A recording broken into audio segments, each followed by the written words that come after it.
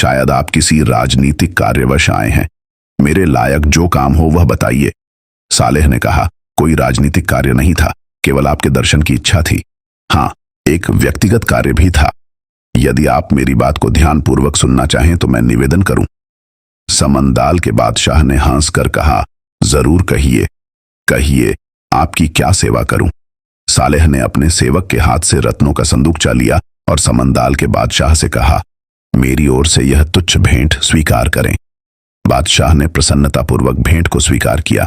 फिर सालेह ने कहा, हम दोनों के देशों में जो परंपरागत मैत्री रही है और जिस प्रकार आप जैसे प्रतापी नरेश की दया हम लोगों पर रही है, उसी से प्रोत्साहित होकर मैं आपसे अपने हृदय की बात कहने के लिए आया हूं।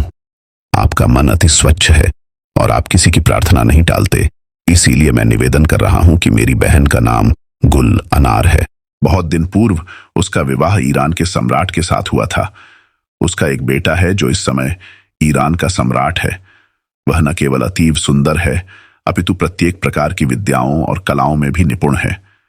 वह 15 वर्ष की अवस्था से राजकाज देख रहा है।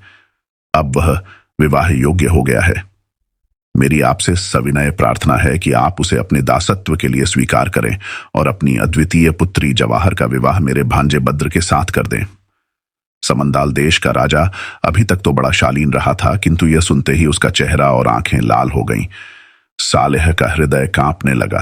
कुछ क्षणों के उपरांत समंदाल नरेश ने कहा, सालेह, मैं समझता था कि तुम बड़े समझदार आदमी हो, लेकिन आज मालूम हुआ कि तुम में बिल्कुल बुद्धि नहीं है।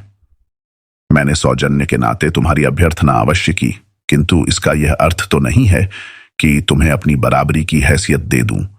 क्या तुम नहीं जानते कि मेरा ऐश्वर्य और वैभव कितना अधिक है? क्या तुम नहीं जानते कि तुम्हारा राज्य मेरे राज्य के सामने अति तुच्छ है? तुम्हारी हिम्मत कैसे हुई कि मेरी पुत्री जवाहर का नाम अपनी जुबान से निकालो? तुम्हारी मौत तो तुम्हें यहां नहीं खींच लाई है।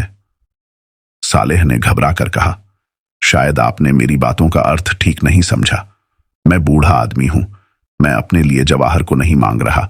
मैं तो यह कह रहा हूं कि आप अपनी पुत्री का विवाह मेरे भांजे यानी ईरान के सम्राट बद्र के साथ कर दीजिए। समंदाल का बादशाह यह सुनकर और क्रुद्ध हुआ और आपे से बाहर होकर कहने लगा, तूने यह कहकर मेरा और अपमान किया है। कमबख्त,